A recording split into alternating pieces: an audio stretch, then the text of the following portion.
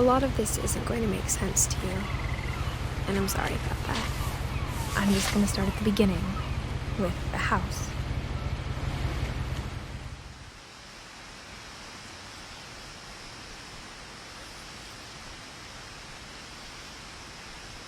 Someone had put up a chain link fence, but it looked like I wasn't the first person to hop it.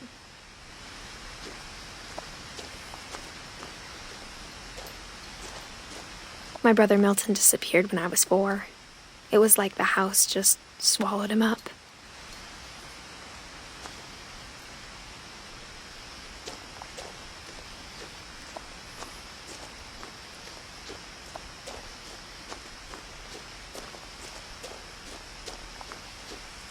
I lived here until I was 11, but I wasn't allowed inside half the rooms.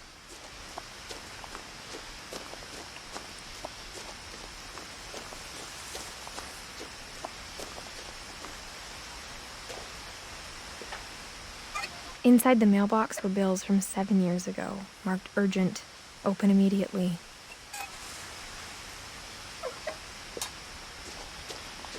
I hadn't been back since my brother Lewis's funeral.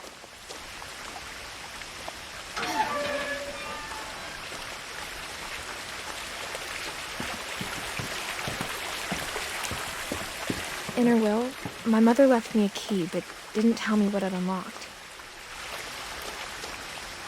Maybe she thought I'd know, or she thought that the mystery would be enough to bring me back.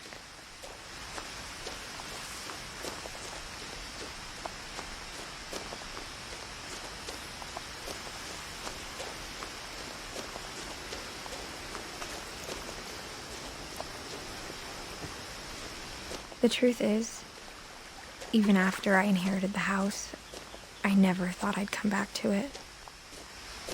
But now I had questions about my family that only the house knew the answers to.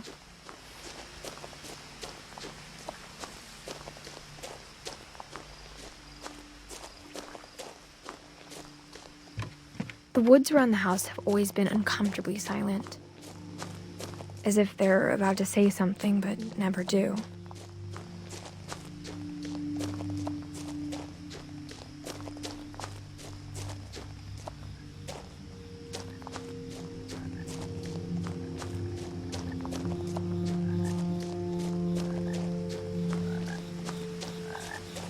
The house was exactly like I remembered it, the way I'd been dreaming about it.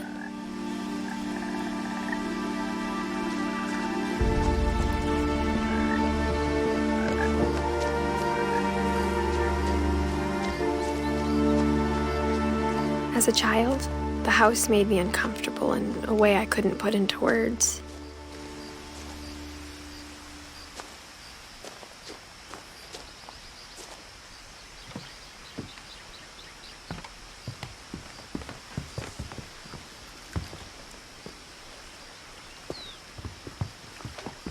Now, as a 17-year-old, I knew exactly what those words were.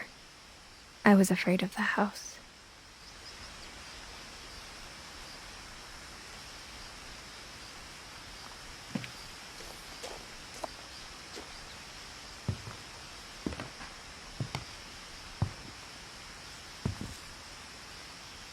I hoped the key might unlock the front door.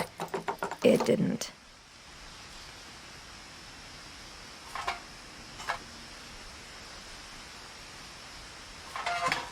Looking in, I felt like the house itself had been waiting for me.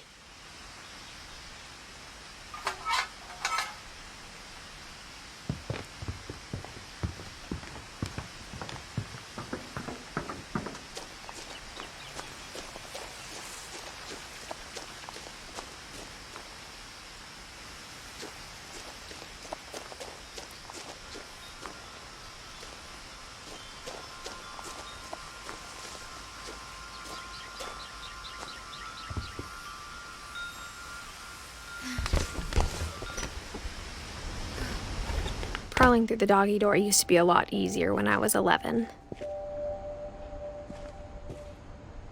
The power had been turned off the night we left.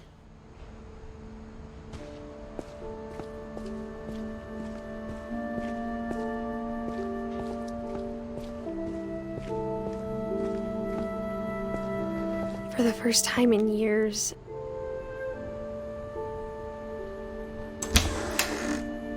I felt like I was home.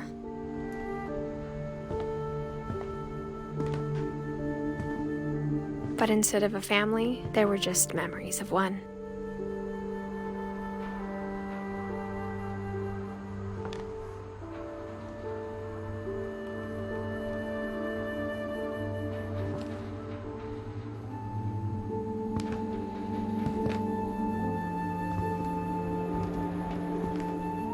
Like how after Louis started working at the cannery, we all got sick of eating salmon. Except our cat, Molly.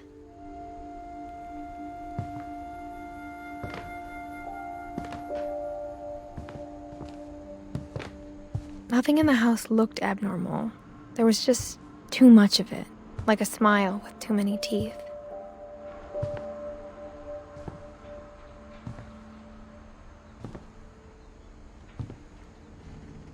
A lot of things got left behind in the whirlwind of that last night.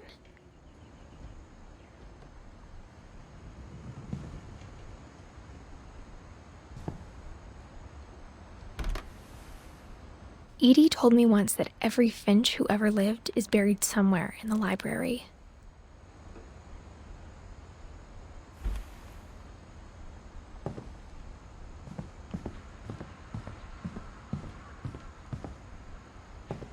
Mom always told me to stay out of the basement, so I wasn't too surprised when the key didn't fit.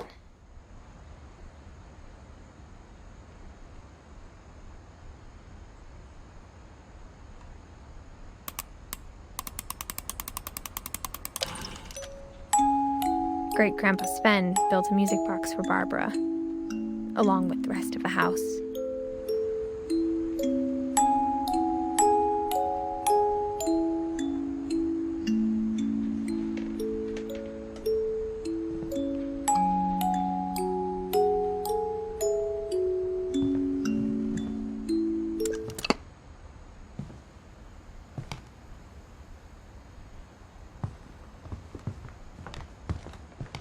The table was still a wreck from the night we left.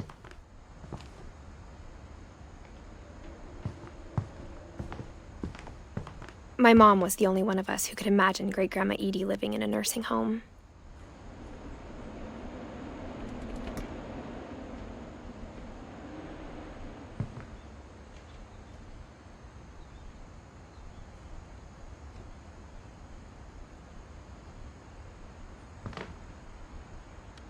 It was like a bomb had gone off, killing everyone but sparing the furniture.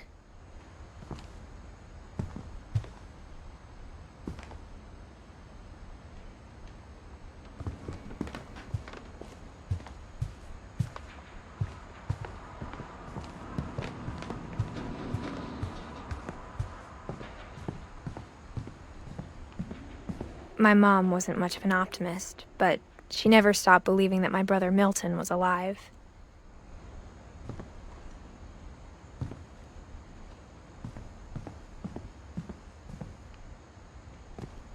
After Milton disappeared, Mom sealed up all the bedrooms. Then Edie retaliated and drilled peepholes.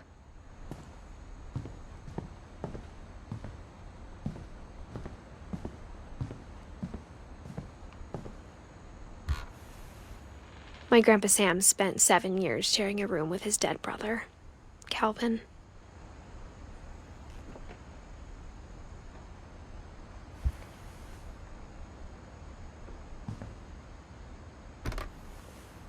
As a kid, I just assumed every house had peepholes and sealed rooms you weren't allowed inside of.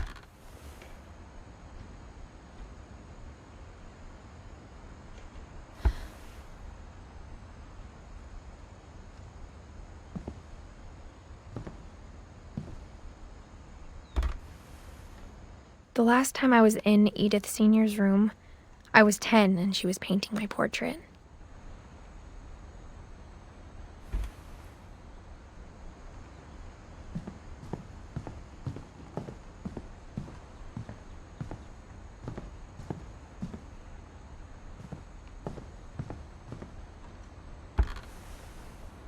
Molly always seemed like a girl I could imagine being friends with, if she hadn't died in 1947.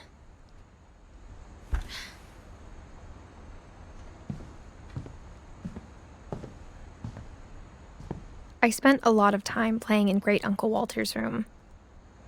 I think my mom sometimes regretted not sealing it up.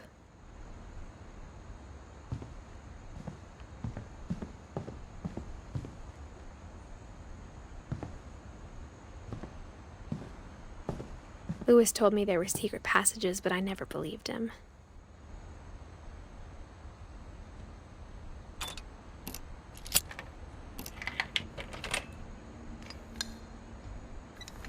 Turns out, my mom was really good at keeping secrets. Now it was time to find out what my mom had been afraid of.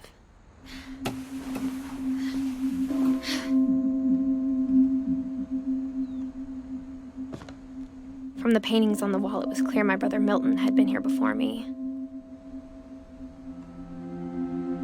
Reading this, maybe it sounds like I had a plan.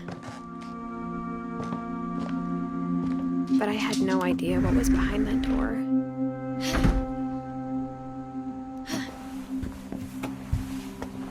Just like I had no idea where all this was gonna lead.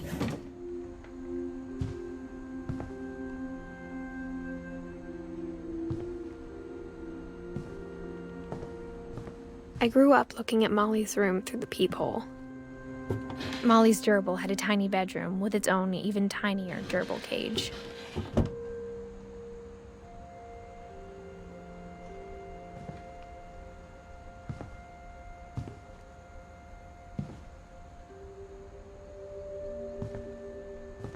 Being inside for the first time, I felt like I'd stepped behind a painting.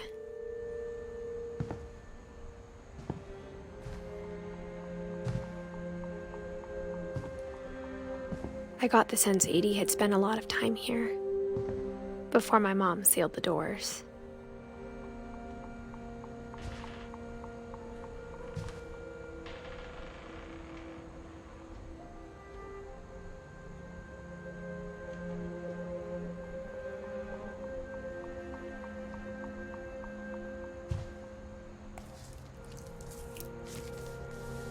December 13th, 1947.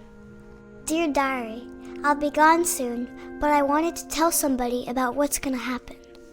It started when Mom sent me to bed without dinner. I woke up and I was starving, so I looked around for something to eat. The gerbil food was dry, but I didn't mind it.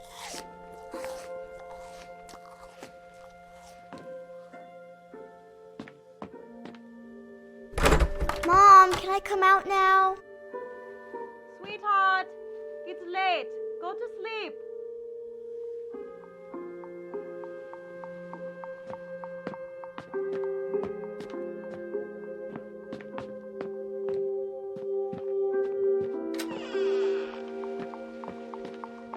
I kept eating and eating.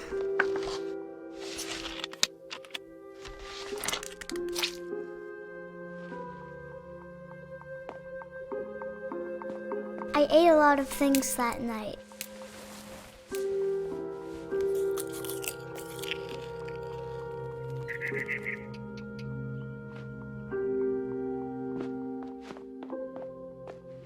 Then I heard chirping outside my window. It was a barn swallow going back to her nest. I reached out for her. And suddenly, I was a cat. I tried to be quiet, but the bird was really scared.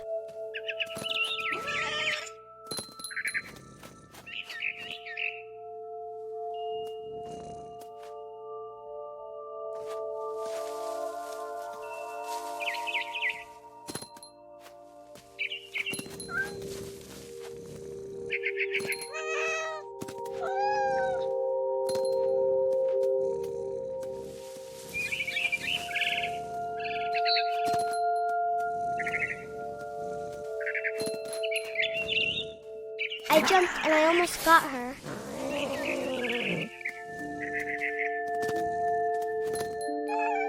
I could tell she was getting really tired. Now I was up in the big tree. I promised Dad I wouldn't climb it anymore. All I cared about was eating that mama bird. I gobbled her up. And suddenly, I was an owl. First, all I heard was the wind. Then I heard little teeth nibbling in the grass.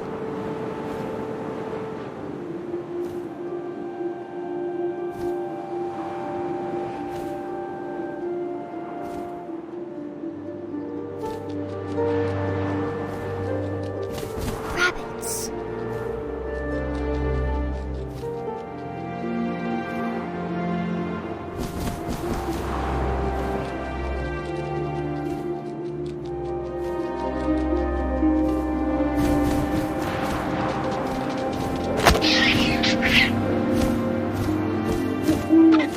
I imagined his face looking up and seeing mine through my talons. I swallowed him up, and I didn't chew one bit. Then I flew off to find something bigger.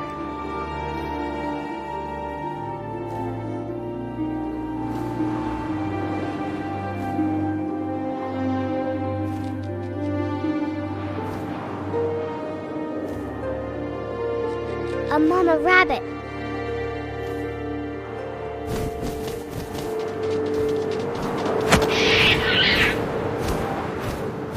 She was almost too big to carry.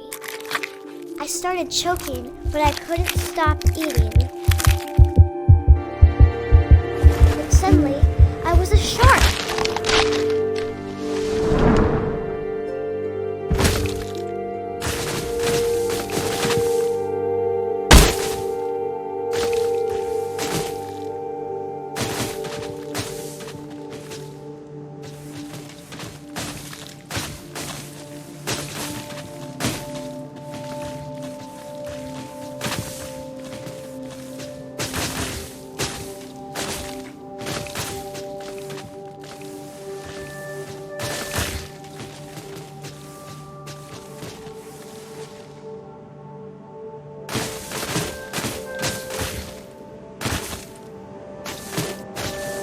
I rolled off a cliff and into the ocean. Now, I was hungrier than ever.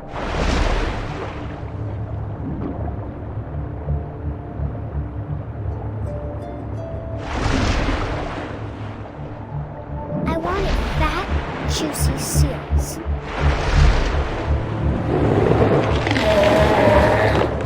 I tore off her flipper, and it tasted really good.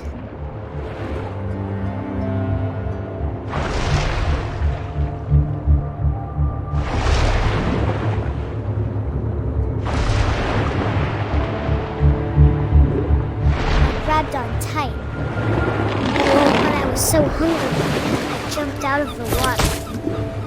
When I opened my eyes, everything had changed.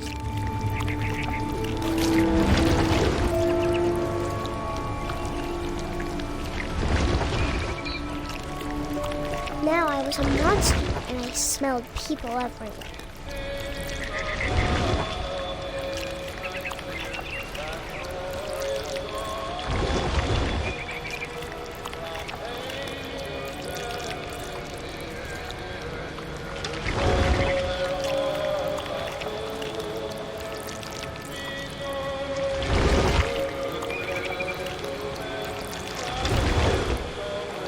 I was big, but I moved real quiet.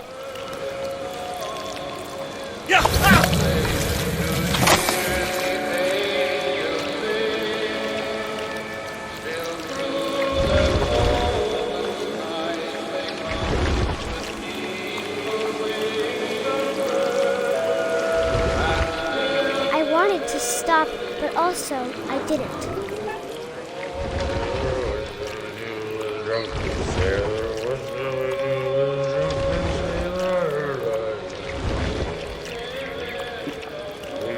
Belly with a rusty razor, his belly with a rusty razor, his belly with a rusty. The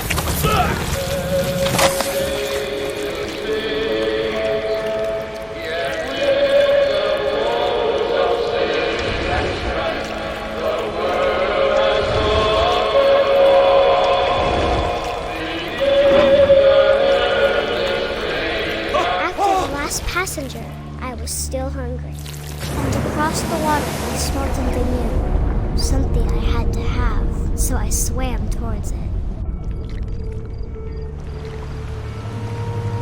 I slithered onto the sand, and the good smell went into an old pipe.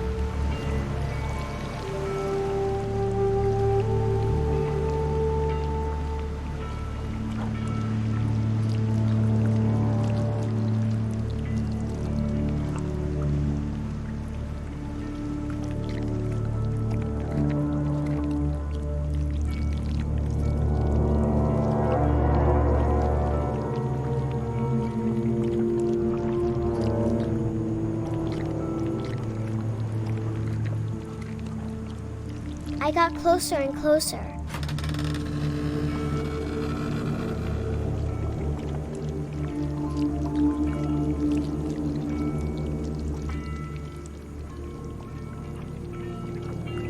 All my stomach started growling. And suddenly, I was me again. I held my breath for a long time, but I couldn't hear anything. I think it's waiting for me to fall asleep. But it's not going to wait much longer. It needs to feed, and we both know I will be delicious.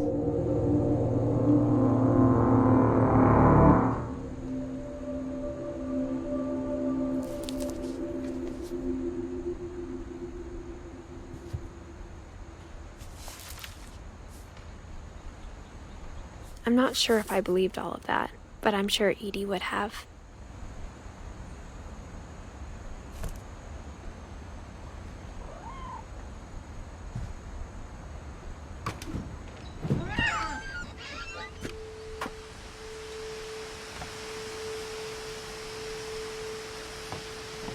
This will be obvious later, but my mom never told me any of these stories.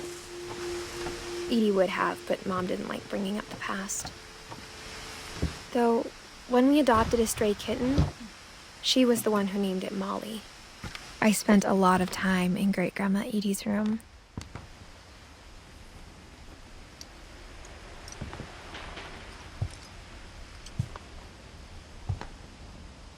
When Edie told people Sven was killed by a dragon, she could also have said he was building a dragon-shaped slide that collapsed. She could have, but she didn't.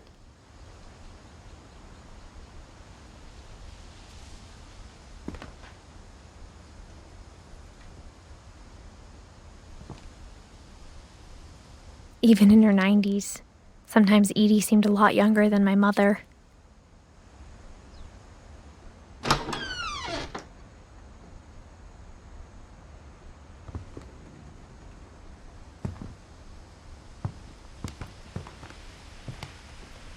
One summer, they evacuated the island, but Edie refused to go.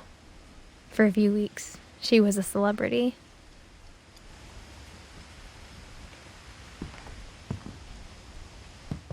I hadn't thought of myself as Edith Jr. for a long, long time.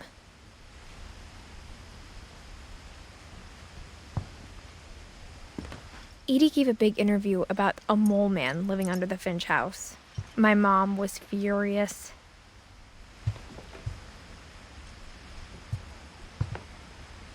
Louis died a week before we left, but Edie had already started to memorialize him.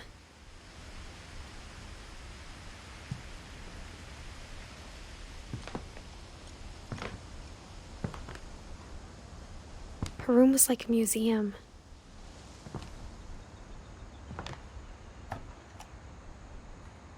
For 500 years, the Finches have been famous throughout Norway for their fortune and misfortune.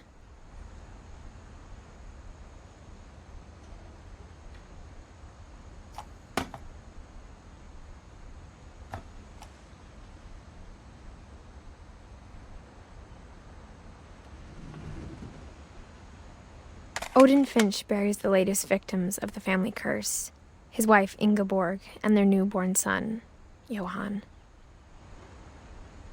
On January 7th, 1937, he set sail with his family and his house, hoping to leave the curse behind. But 40-foot waves off the coast of Washington send the house and Odin to the bottom of the sea. Odin's daughter Edith, with husband Sven and baby Molly, step ashore on their new home, Orcas Island. Odin Finch is the first to be buried in the new family cemetery. His daughter Edie is already dreaming of a new Finch house.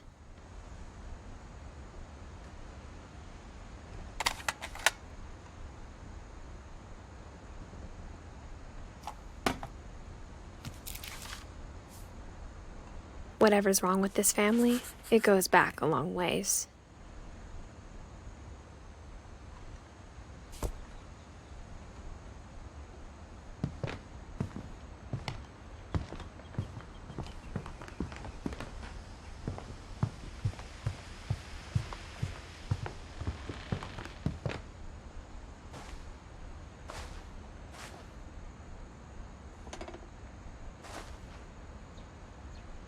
The only trace Grandpa Sam's first wife, Kay, left on the house was the pink bathroom.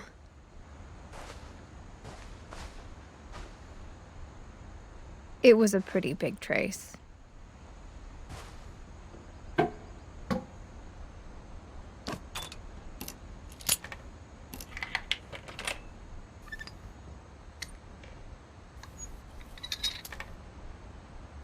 There's a secret in this bathroom.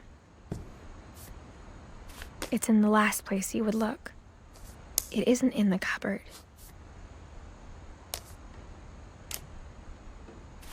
It's hidden in this book.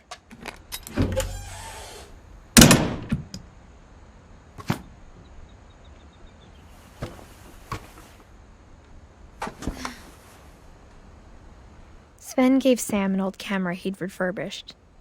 He never put it down.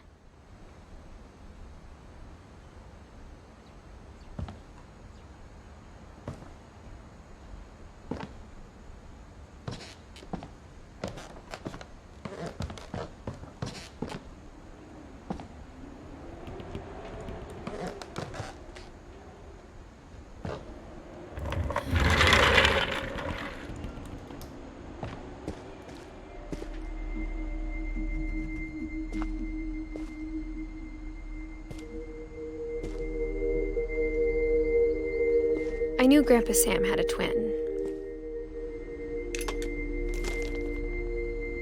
And that he never talked about him.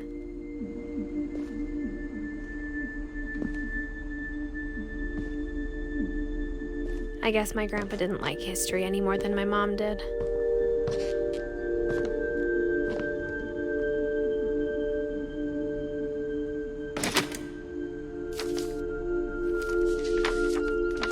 How I Want to Remember My Brother by Sam Finch.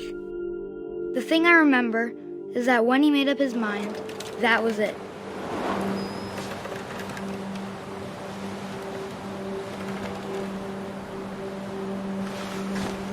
My brother said he'd die before he ate another mushroom, and he did. At Barbara's funeral, we swore we'd never be afraid again, and he wasn't. I think Calvin always wanted to fly. Sam, Calvin, dinner's ready. Coming. But that day, he finally made up his mind to do it. I told him going around was impossible. Maybe if I hadn't said that,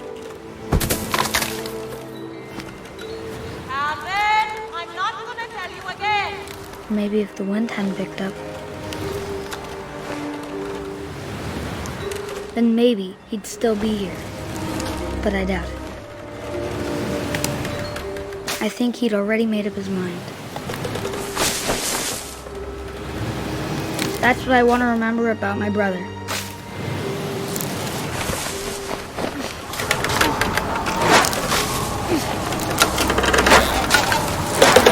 The day he made up his mind to fly. And he did.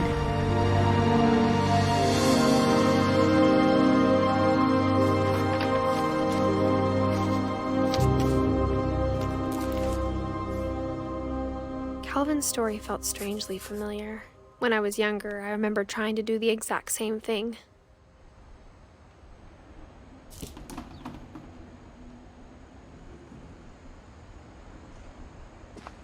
After the funeral, Edie roped off Calvin's half of the room.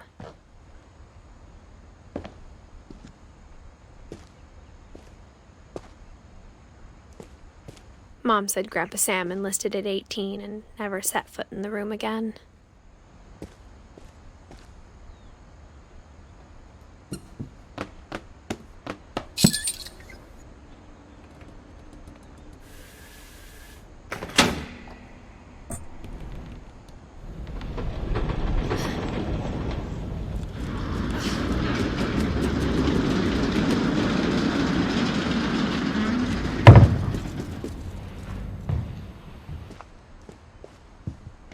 The passages were a pretty tight fit.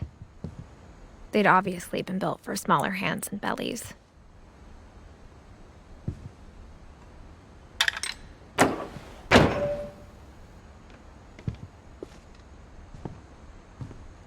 Edie's father, Odin, built the original house.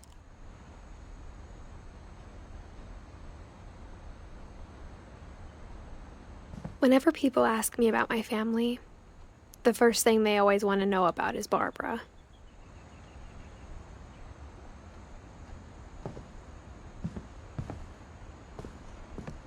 Mom must have locked the third floor stairs on the night we left.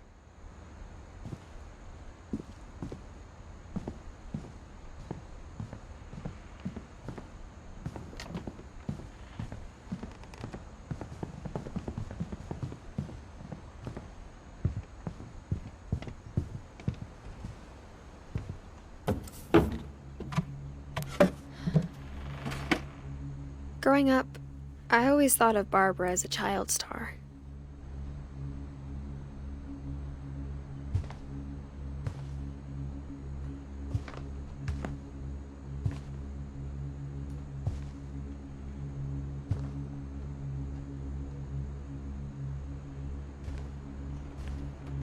I never thought about how hard it must have been for her afterwards.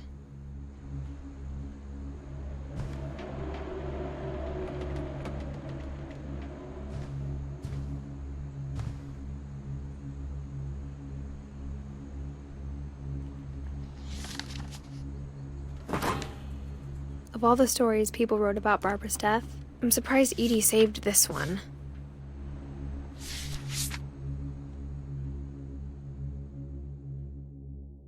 Old Jack here with another ghastly tale inspired by America's most unfortunate family. I'm calling it The Surprise Ending of Barbara Finch. As a child star, Barbara was famous for her scream. Now at 16, she was all washed up. A has-been. But in a lucky break, she'd been asked to perform her signature scream at a local convention for monster movie fans. It was just the boost her career needed. Unfortunately, her scream hadn't aged well. Getting better. I think you just need the right motivation. Her biggest fan and current boyfriend, Rick, was about to demonstrate when... Now that was a great scream. It was Barbara's father, Sven. He'd slipped into a table saw and had to be rushed to the emergency room. So Barbara got stuck babysitting her youngest brother, Walter. Her convention comeback was canceled. Okay, I'm hearing frustration, but I'm not hearing terror. What if I tried... A gang of hoodlums in Halloween masks have been terrorizing Orcas Island tonight. Police are urging residents to... That came from the basement. You're right! Also, I loved your delivery on that. Why is your basement door locked? Because my dad likes making puzzles and secret passages. There's a key hidden in the music box. The secret is to keep winding and winding until finally the key pops out. Thanks, babe. I'll be back in a sec. 20 minutes later, Rick hadn't returned. So Barbara went to look for him, right on cue. She reached for the music box. And as she wound the key, she listened for Rick, but the house was silent.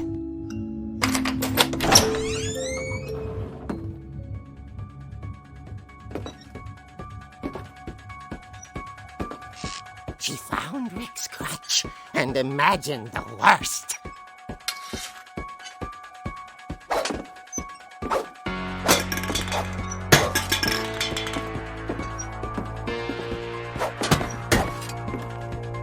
The gang's leader is the infamous Hookman killer, Dr. Carl Hamill, who impaled and then ate his family 10 years ago tonight. The old fridge rattled and grew still. Oh dear! Oh! Rick? Barb, relax. I was just trying to scare you to help you find your scream. Well, I'm not scared, Rick. I'm furious. Then act furious. All I'm getting from you now is that you're hurt and confused and She threw him out, but she kept a little something to remember him by. Barb, have you seen my other crutch? And she was still holding it when she fell asleep watching the late picture show. Hours later... Barbara! Walter, what's going on up there? Ah! Okay, I'm coming up, but if this is a trick, you're dead, Walter.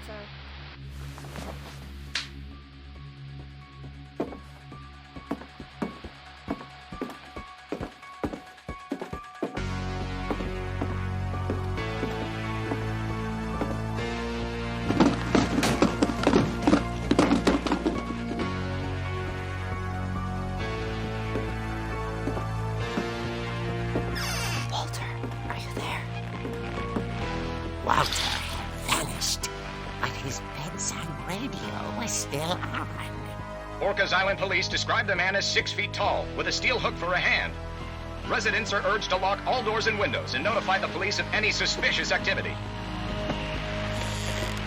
Barbara turned, saw the Hookman, and was speechless. He was quite smashing.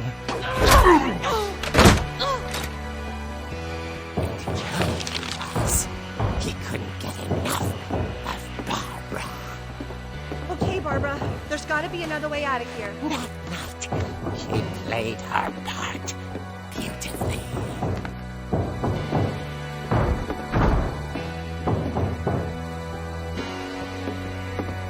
Molly's door hadn't been opened in years.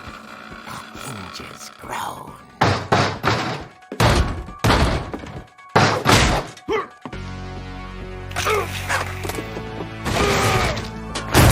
He wasn't moving, but she sensed the story might not be over yet.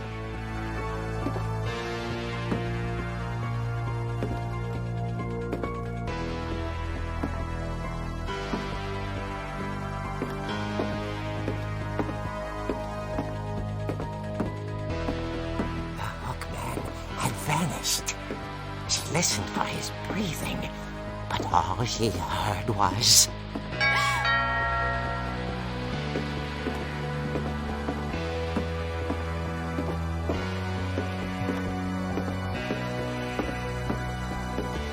At the door, she heard whispering. It was coming from inside the house.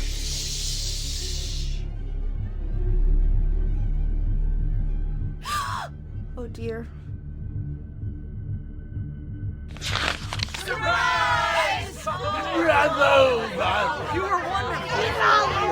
monsters had come to surprise her. For Barbara, it was a dream come true. Then she saw what kind of monsters they were, and she realized what was about to happen. going to be famous.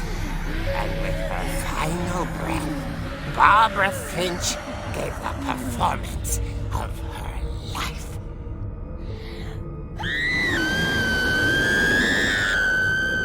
I wasn't there myself, but I hear Barbara was magnificent. Poor girl. She had a taste for stardom. But unfortunately, so did her fans. Of course, the police blamed it all on poor Rick, who disappeared the same night. And little Walter, hiding under his bed the whole time. He took it all pretty hard, but that's another story. As for Barbara, tucked inside the music box was all they ever found of her. Her ear.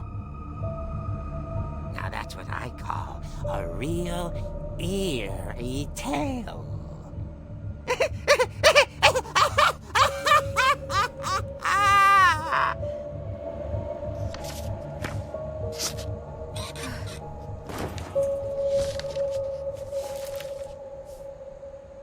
Edie told me all Barbara wanted was to be remembered, as absurd as that comic was.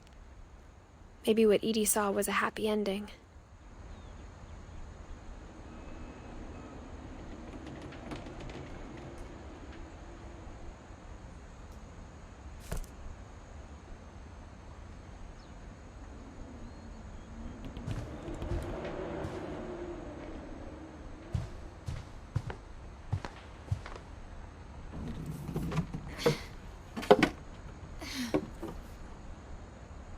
I guess now I know why Mom didn't like me playing with the music box.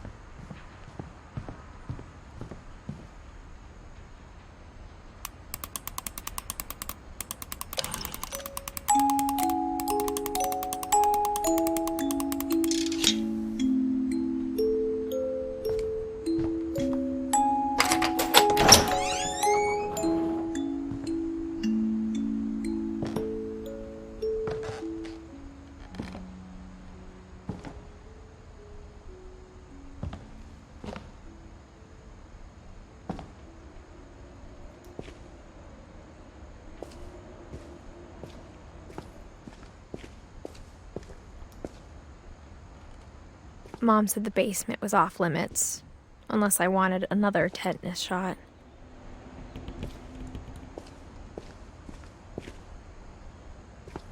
I saw Edie sneak down to the basement once, carrying packages. I thought maybe she was hiding presents.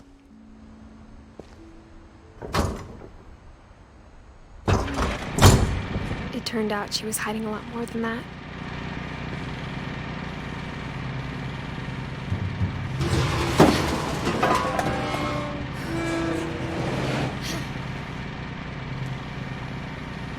I remember asking Mom once about where Walter had gone.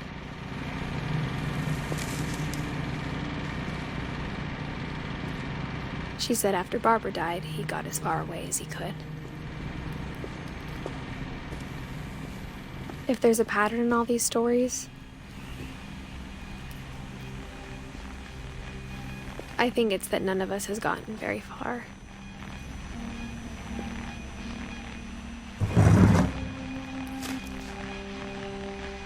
Goodbye, everyone.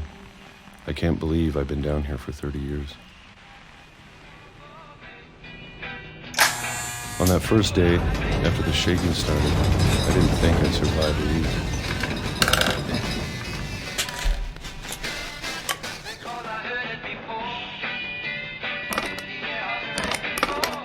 But after a few days, I settled into a routine. That's what kept me sane. Having a schedule, living for today. I always expected to be dead tomorrow.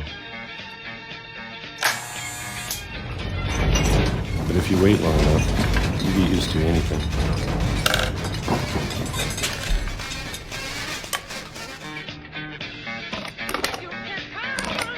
Even a monster on the other side of the door starts to feel normal.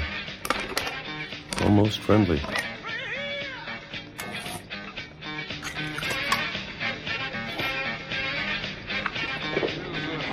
And then one day, everything just stopped. Whatever that thing was, it was gone. Maybe it got tired of waiting. Or maybe I just got tired of being afraid.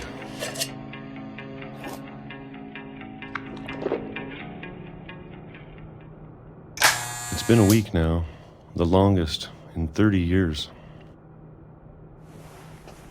I'm done waiting. I have to leave while I still can.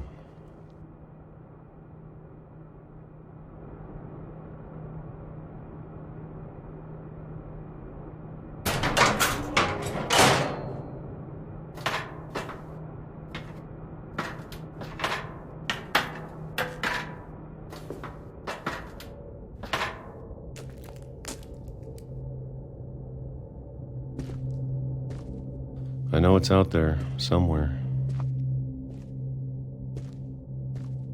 Whatever killed Barbara and Molly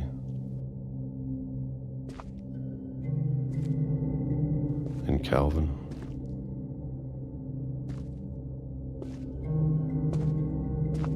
Maybe this is all a mistake. But I need to stop living the same day, even if it kills me.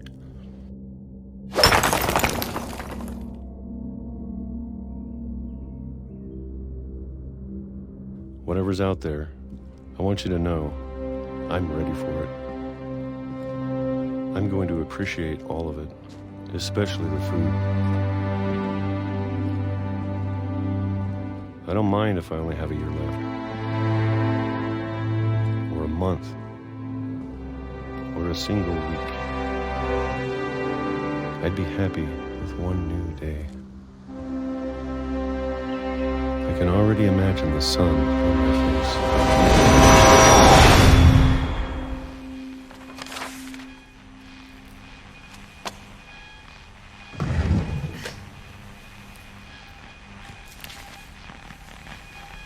Walter died when I was 6. I can't believe my mom never told me he was down here.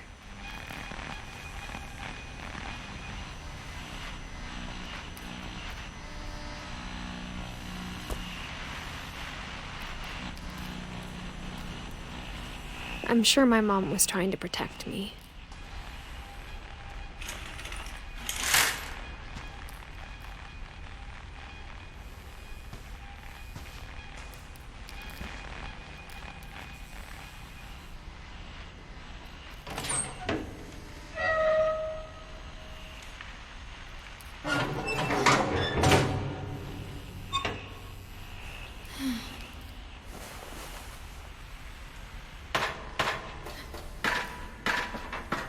Maybe she was afraid I'd end up like Walter. But if she never told me about an uncle under the house, I can only imagine what else she was hiding.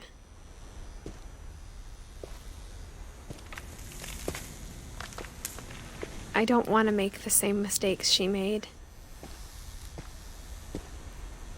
Trying to bury something that's still alive.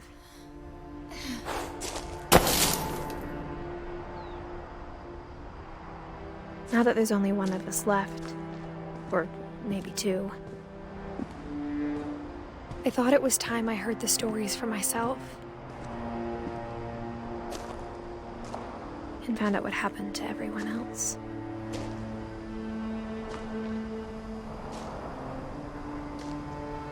But now I'm worried the stories themselves might be the problem.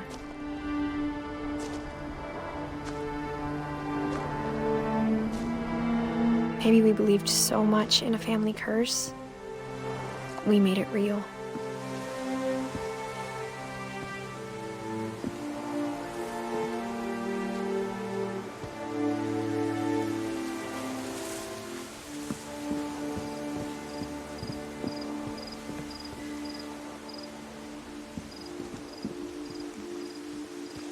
I don't know if I should even be writing this.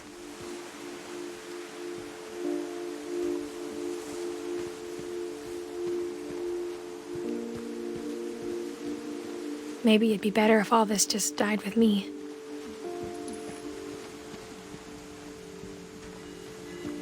But I thought you should know about your family.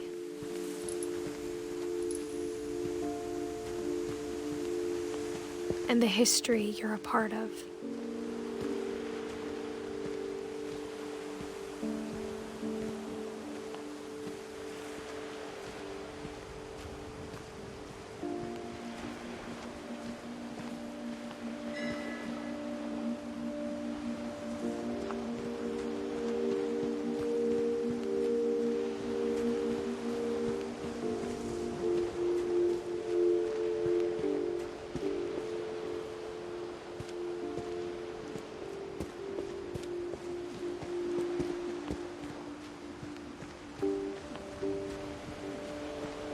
Though to be honest, I feel as lost as you probably do right now.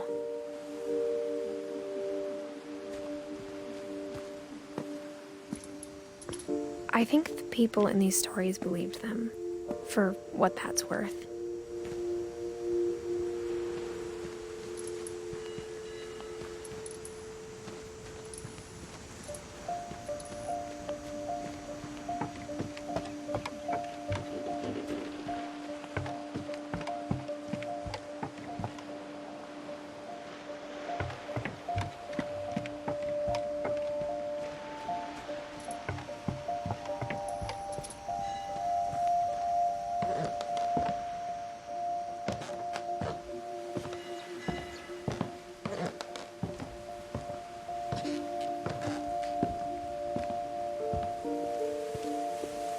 And when you look at the house, that history of imagination and stubbornness and madness, any of it seems possible.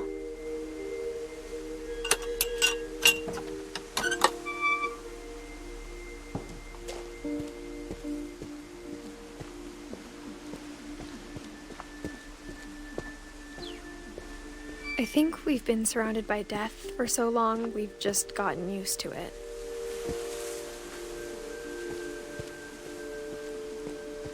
What kind of family finishes building a cemetery before starting the house?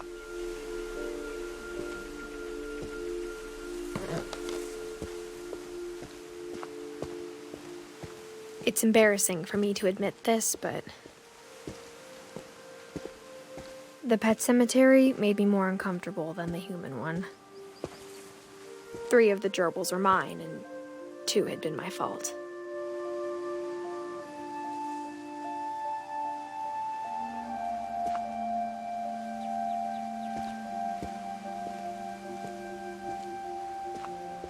Sven built the house, but it was Edith who designed the cemetery.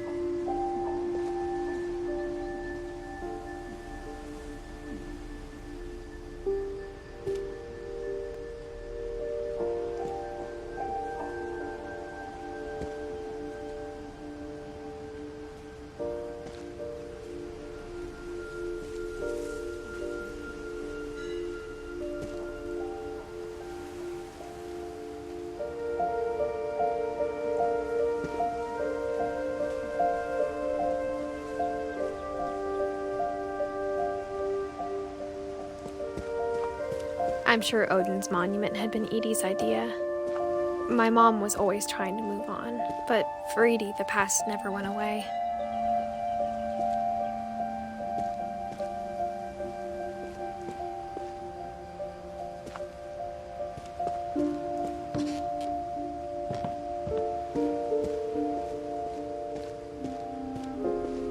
She could see it poking out of the water at low tide.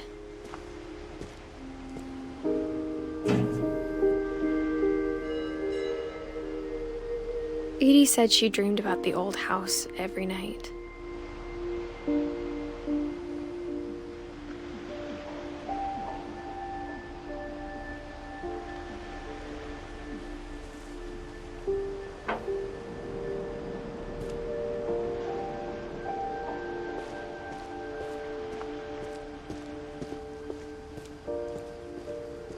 Edie's side was always easier for me to understand.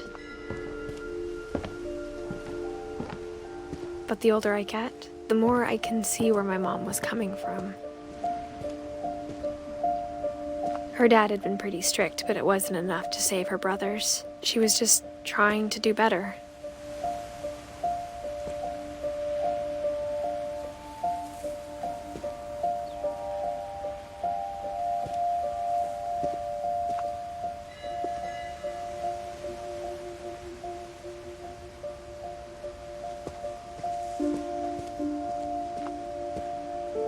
She lost 2 of her brothers, just like I did. I get why she tried so hard to protect us.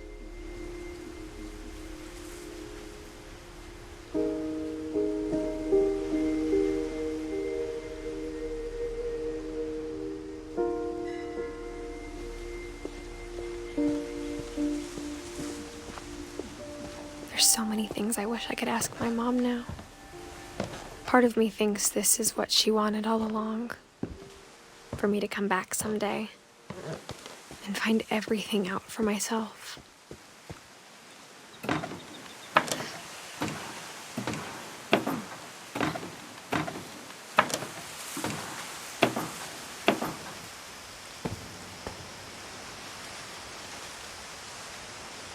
But looking back on it now, if she told me there was going to be so much climbing, I never would have come when I was 22 weeks pregnant.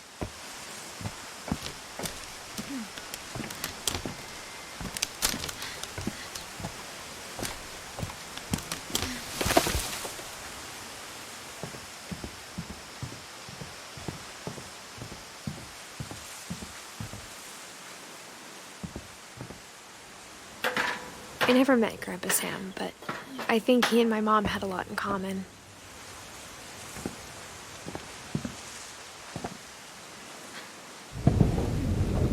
They were both pretty intense.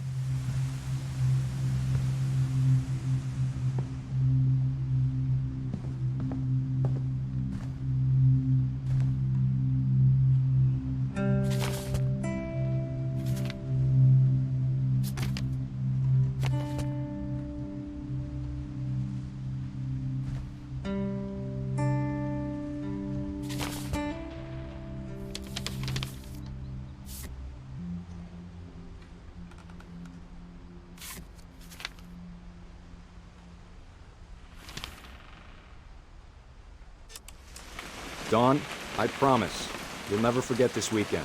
Yes, sir. These memories are gonna last a lifetime. Am I gonna have to shoot anything? It's a hunting trip, Dawn. Shooting is strongly encouraged. Perfect. It's gonna rain the whole weekend, isn't it?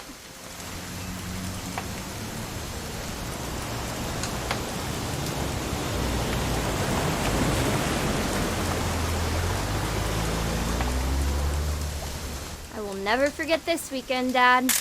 That's this. Okay, got it. I'm gonna take some pictures, okay? Just be careful.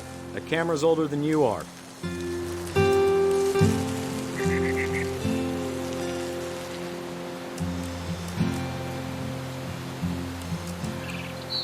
You're right, Dad. It's starting to clear up. Still freezing, though.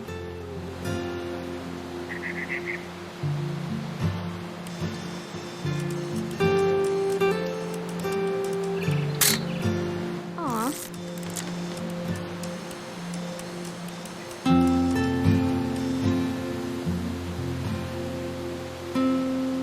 Definitely should not have drunk all that coffee. Hold still. Hey! That's a keeper. I'm just saying, I'm not always gonna be here, Dawn. You'll need to remember this stuff. if you want to survive. I'll be fine, Dad. You know who else thought he was going to be fine? Some guy who died. Dawn, I'm being serious. I know, Dad. You're always serious. Doesn't being out here make you want to chill out? Well, to tell you the truth, I haven't been out here in 20 years. Dad! Good eyes, Dawn.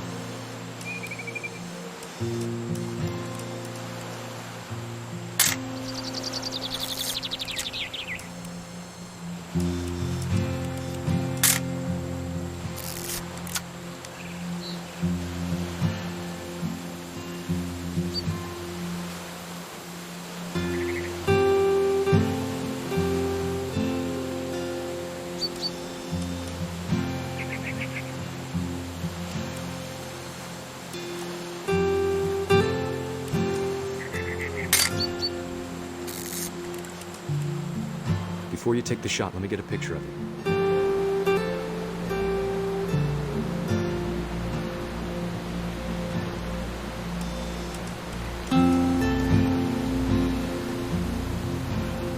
Dad, I... Just breathe. Let me get behind you. Do I have to do this? Dawn, you don't have to do anything. But if you want to survive, you'll need to be strong.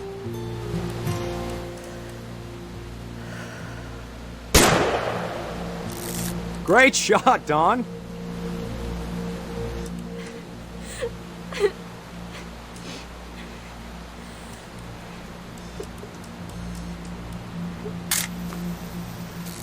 I'm proud of you, Dawn. Always remember that, okay?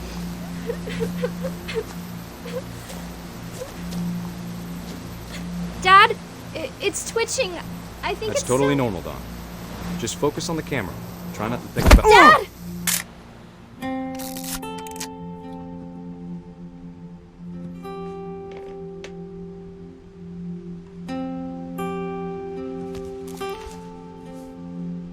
Of all these stories, that's the one I wish most that my mom had told me.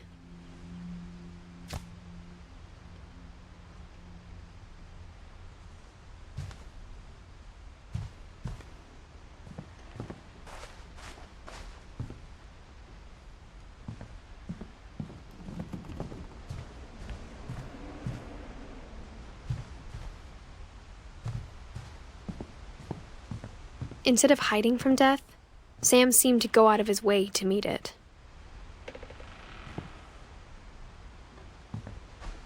Sam spent his life shooting photos, but Mom said he got nervous being in front of the camera. I guess we're all afraid of something.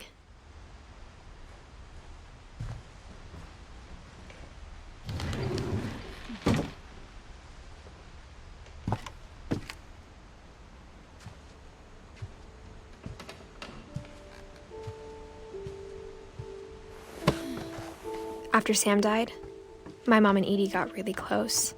They'd both lost a lot.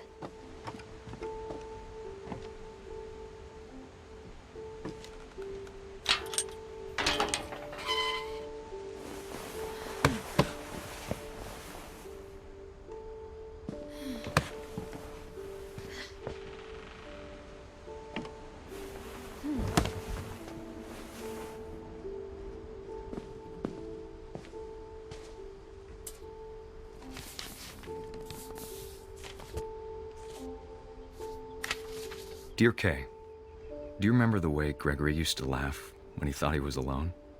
Like something funny was happening, but only he could see it.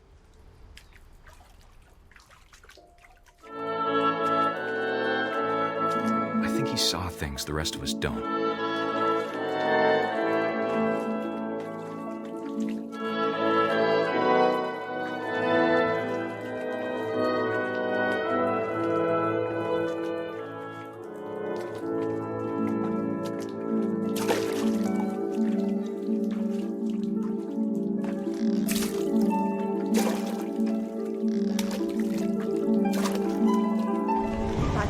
Gregory, it's time to...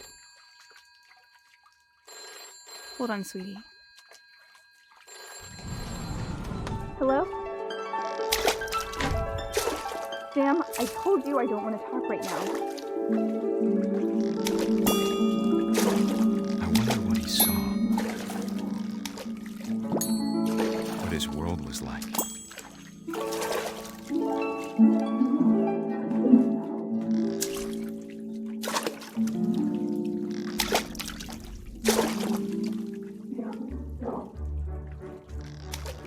Reminded me so much of Calvin. Lost in his imagination. Whatever it was he saw.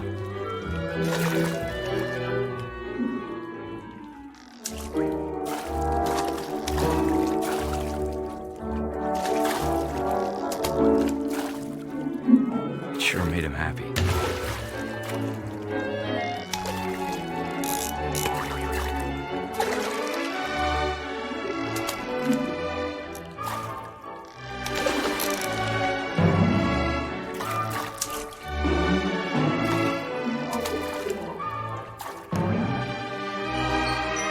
Silly it sounds.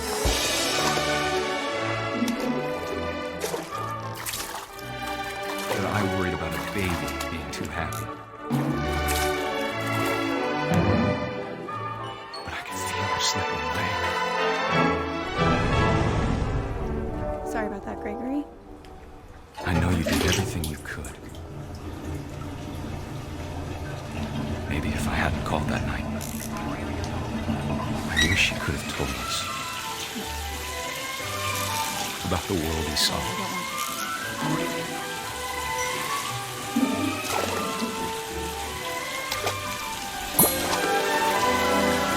There's so much I don't understand about Gregory, about everything.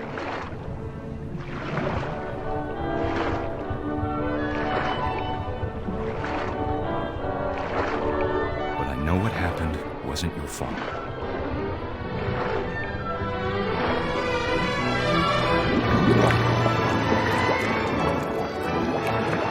I'm sure he's happy. And he'd want you to be happy too. Good luck, Kay. Love, Sam.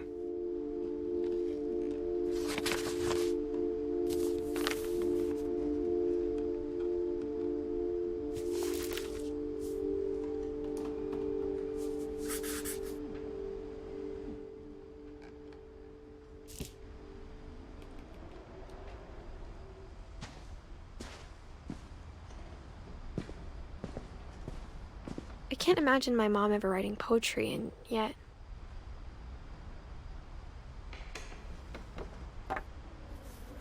A poem for Gus, who always said the wedding was a bad idea. Our father never hit us kids, at least not very hard, before the day my brother said with teenage disregard that he'd be dead before he'd see a wedding in our yard.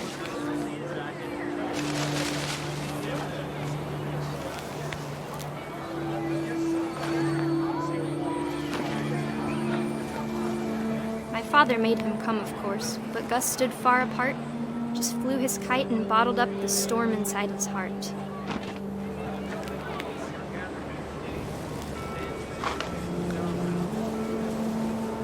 I tried to talk him out of it, but though he'd never met her, we don't need a stepmom, were the words that I now pronounce you husband and wife. You may kiss the bride.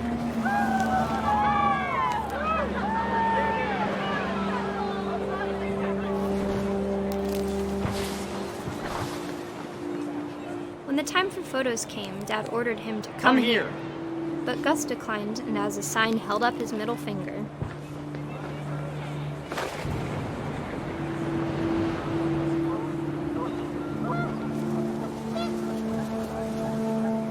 The wind picked up, and panicked geese appeared and quickly went. But all the humans did that day was go inside the tent.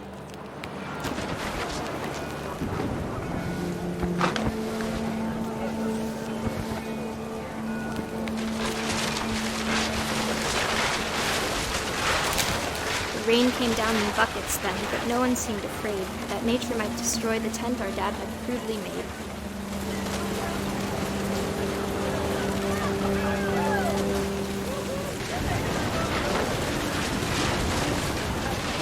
The thunder sounded much too close and full of angry power. But all my father said to this was, "Make the music louder."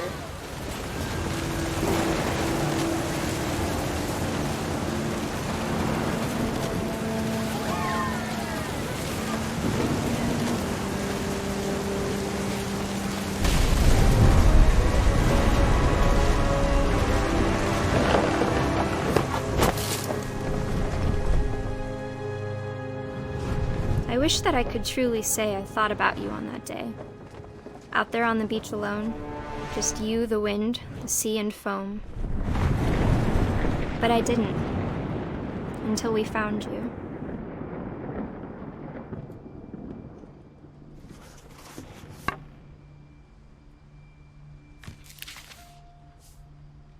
She never talked about him, but Mom told me once if I was a boy, they were going to name me Gus.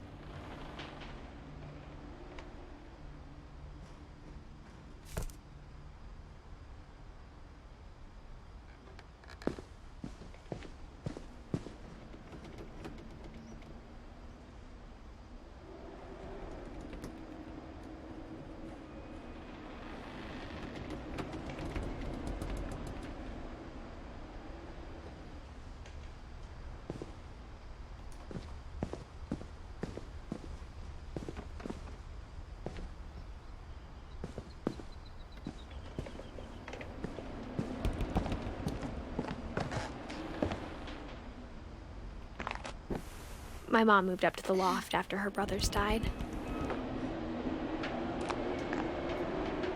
At the time, it was as far away as she could get.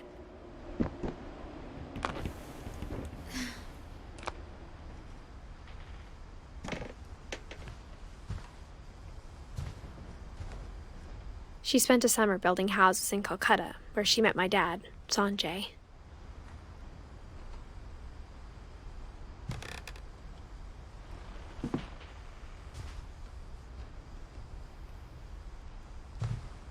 Religion was another thing my mom never talked about, but I think it helped her a lot after her dad died.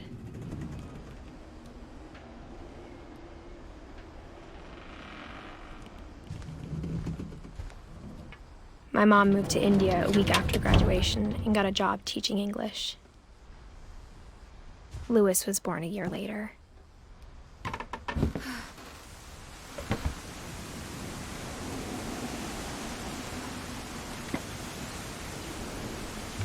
When my dad died, I don't think Mom knew where else to go.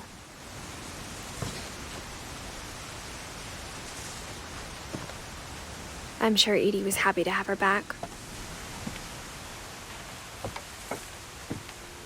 The house had to get a little bigger, but Edie was used to that.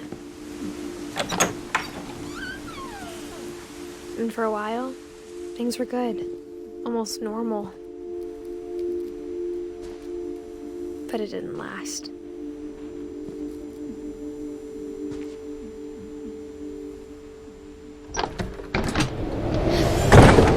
The beginning of the end was Milton's 10th birthday, when Edie gave him a castle.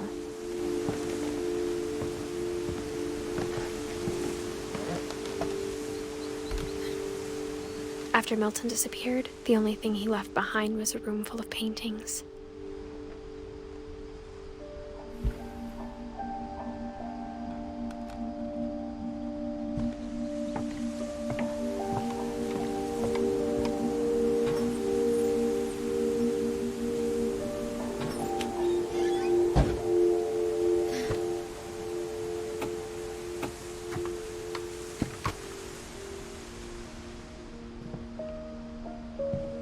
I think Edie was happy to finally have another painter in the family.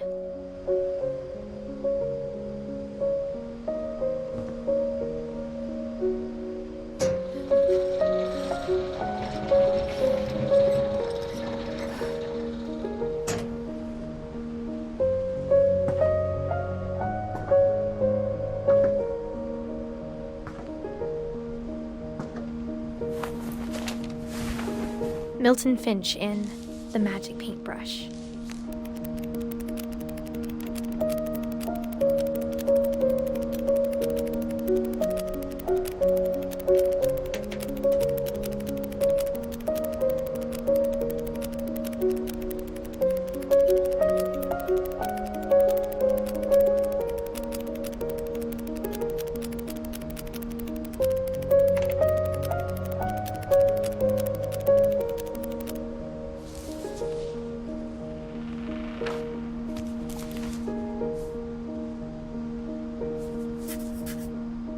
I was 4 when Milton disappeared.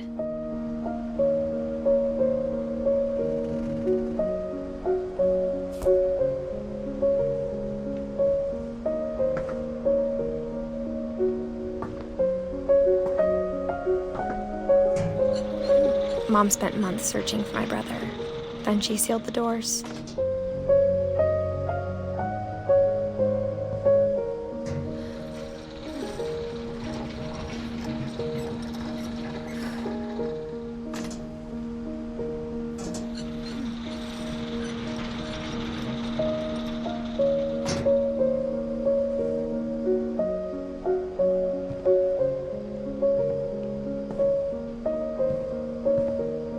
Whatever Milton had found in the house, Mom didn't want it getting out.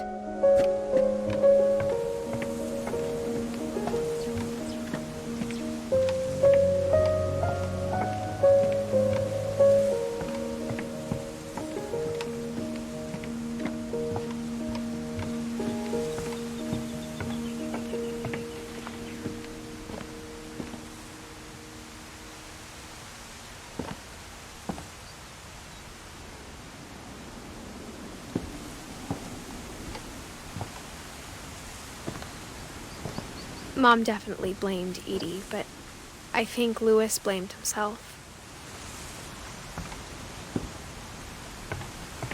After he graduated, he just spent more and more time in his room, until Mom got him a job at the cannery.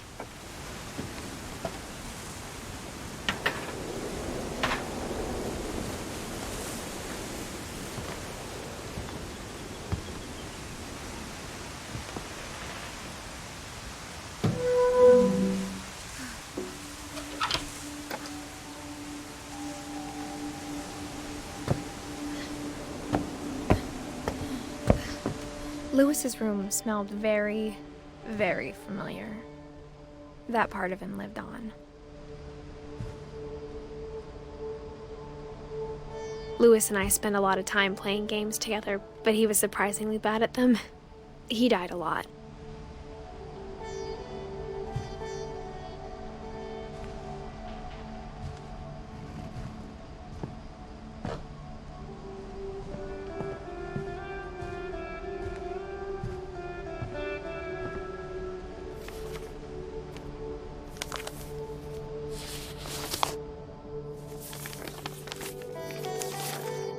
Dear Mrs. Finch, as Louis's psychiatrist, I can understand your desire for an explanation.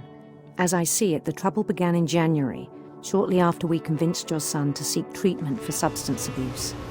Newly sober, I believe Louis first noticed the monotony of his daily life.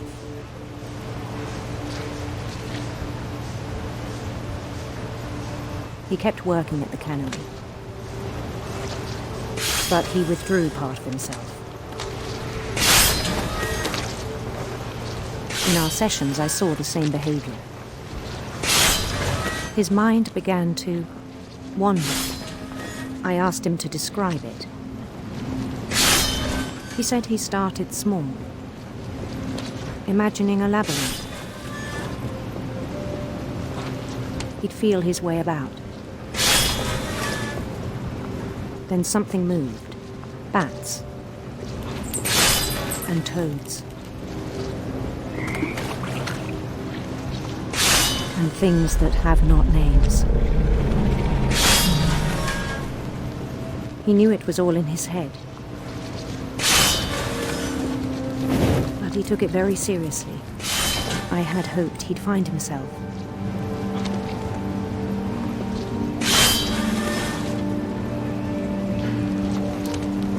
But he found something more.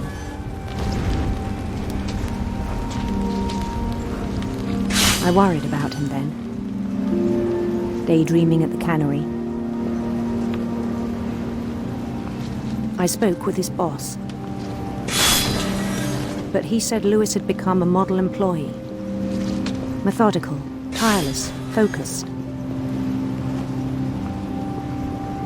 Like a whole new Lewis. So I let him go on.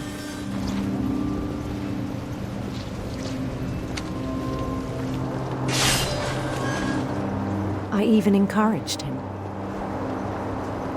It seemed very promising at first. He told me he'd made a new friend.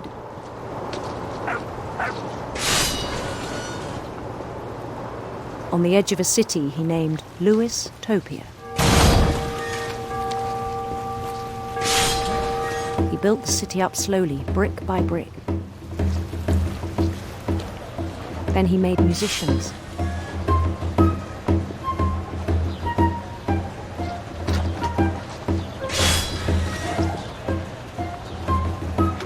And songs for them to play. He talked about starting a band. And he was always humming something. Every day his imagination grew stronger.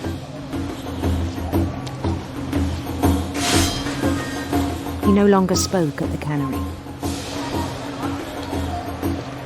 But his chopping was as reliable as ever. Then one day it struck him that all the cheering crowds, even the stones under his feet, were all in his imagination. So he could do whatever he wished.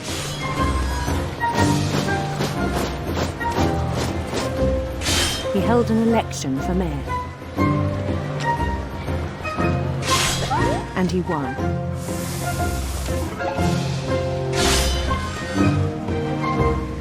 They begged him to stay, but his mind was already wandering. It became a game for him.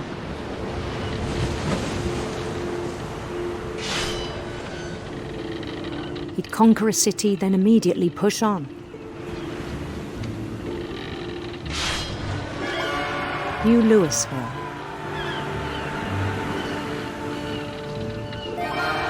St. Louis. He started drifting away from our reality.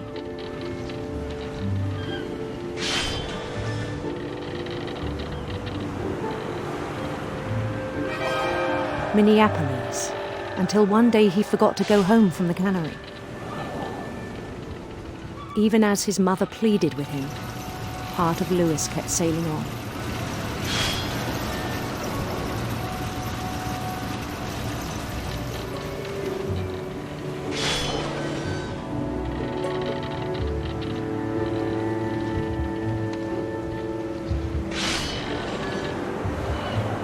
In Lewisburg, he heard rumors of a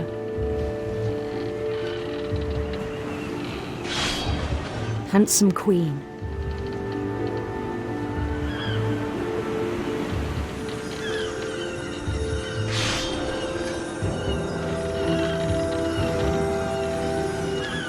The queen was on her own quest for sinister serpents.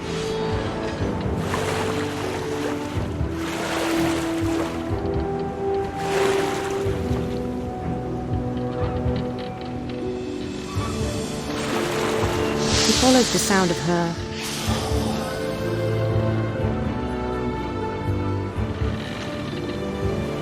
silver harp.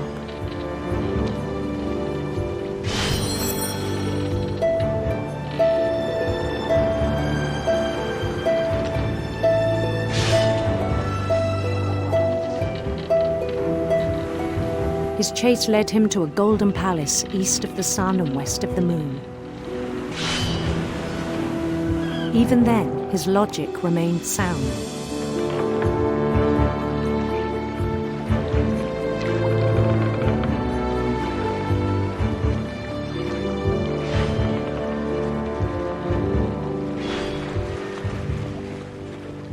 He knew the world was all in his imagination.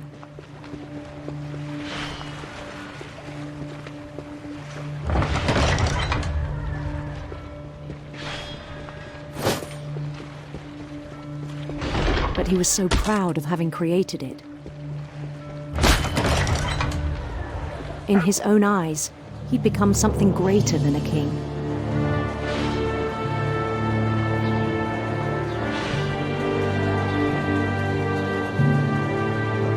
For someone who'd never known success in the real world, I think it was overwhelming.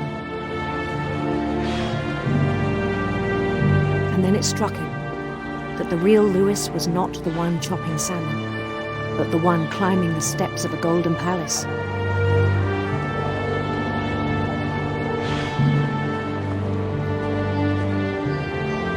My imagination is as real as my body, he told me. It was hard to argue with him.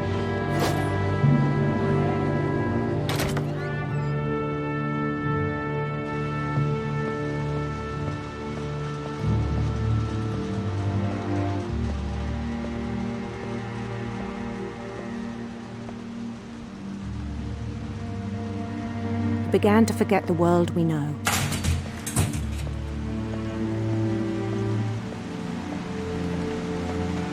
I think it pained him to remember Lewis, the cannery worker.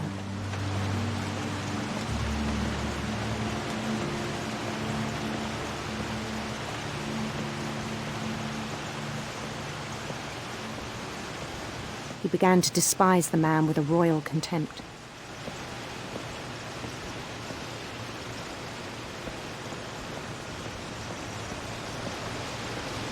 I still thought I could save him. Even after he said he was being crowned king over all the lands of wonder.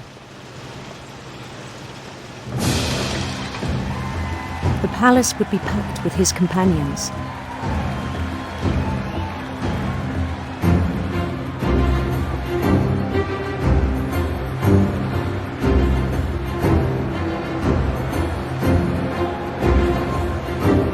Including the wise Calico who'd insisted on advising him.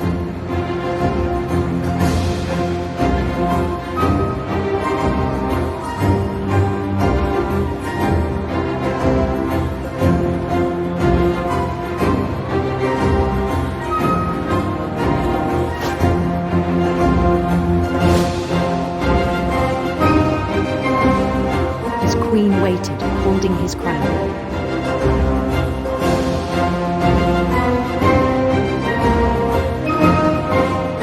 There was only one thing left to do.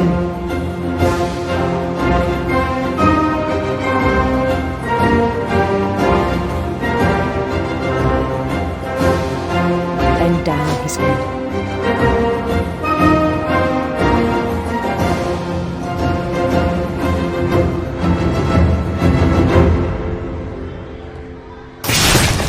The rest I think you know. Mrs. Finch, your son was a kind man who will be missed by all of us who knew him.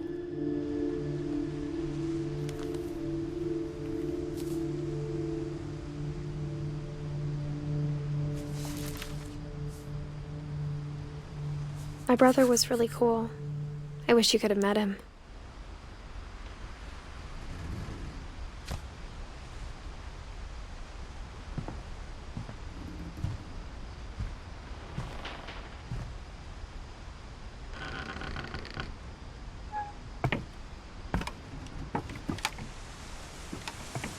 On the way back from Lewis's funeral, my mom told me to start packing. She waited until the day before we left to tell Edie. I'm not sure if she wanted to make it easier or harder.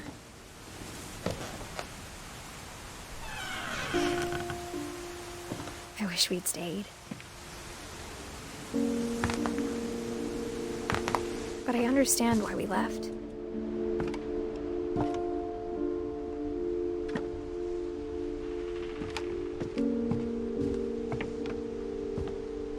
My mom ended up leaving everything behind.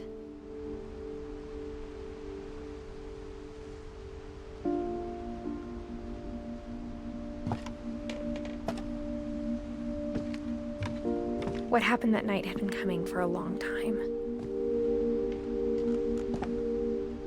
Maybe it should have come sooner.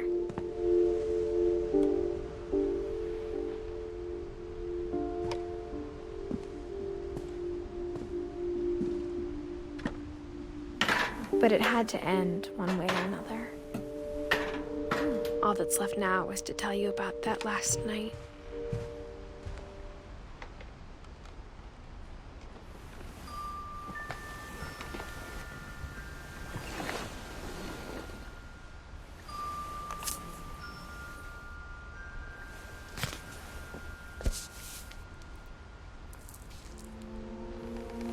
That whole last day, Edie just watched us pack and didn't say a word.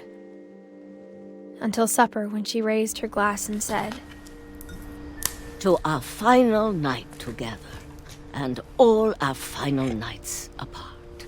Grandma, you know what I said about alcohol. Some of your medications are very Edith, specific. I left a present for you in the hallway. Why don't you go open it? The grown-ups have to argue now. I'm sorry, you're right. We're all leaving tomorrow. Let's just enjoy our last... I'm not leaving. Edith, you're excused.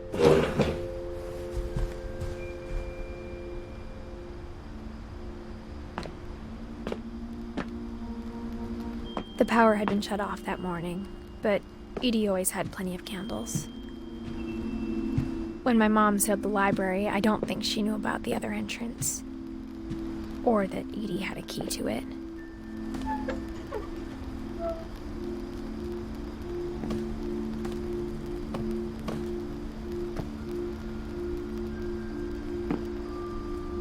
That thing you're afraid of isn't going to end when you leave the house.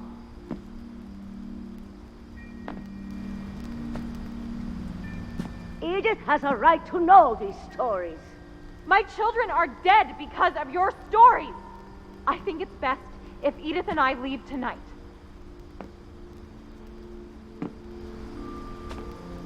We'll have the nursing home send a van for you in the morning, okay?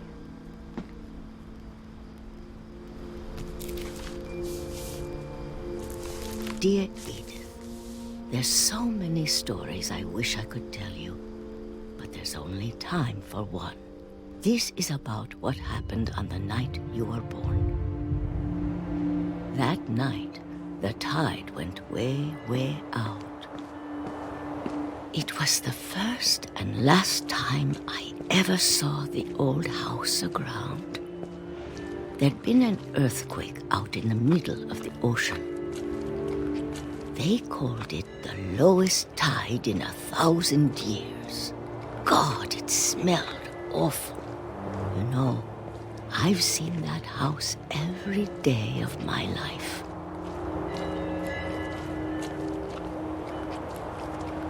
But I never thought I'd go back to it.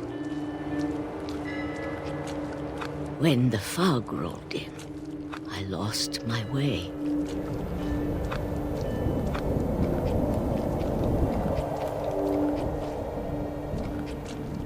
I got turned around.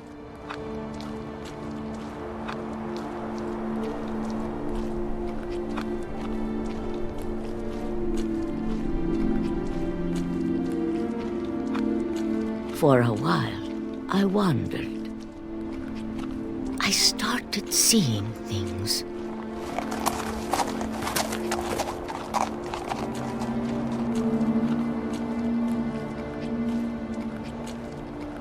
Things I'd forgotten had ever existed.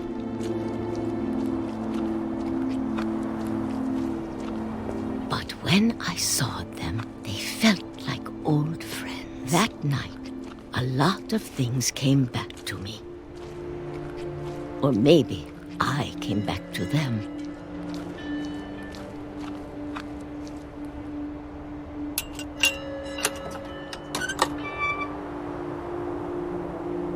Things I can't explain, but that I need you to try and... Edith, what are you doing in here? It's mine. Edith! Mom, you're gonna rip it! Let go! I kicked and screamed, but Mom dragged me to the car.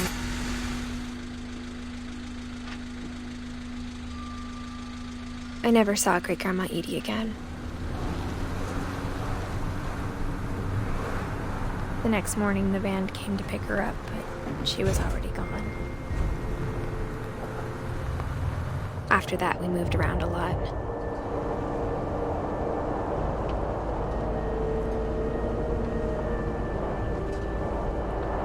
We both tried to make the best of it.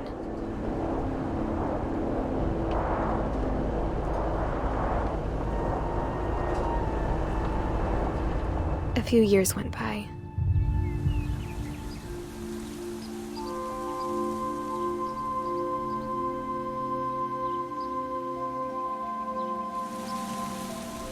My mom didn't like to talk about it, but she started getting sick a lot. The rest happened pretty quickly.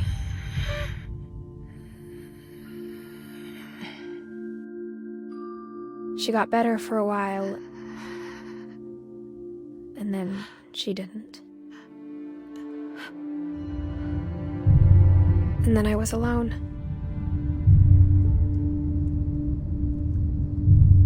The last Finch left alive.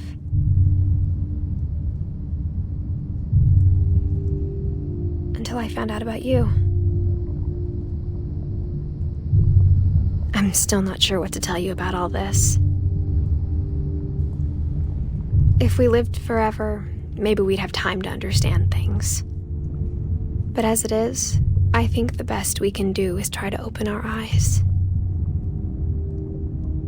And appreciate how strange and brief all of this is. This journal was supposed to be for you. But now I hope you'll never see it. I just want to meet you. And tell you all these stories myself. But I guess if you're reading this now, things didn't work out that way.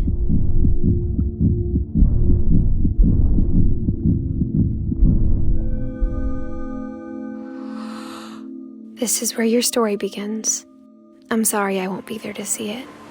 It's a lot to ask, but I don't want you to be sad that I'm gone.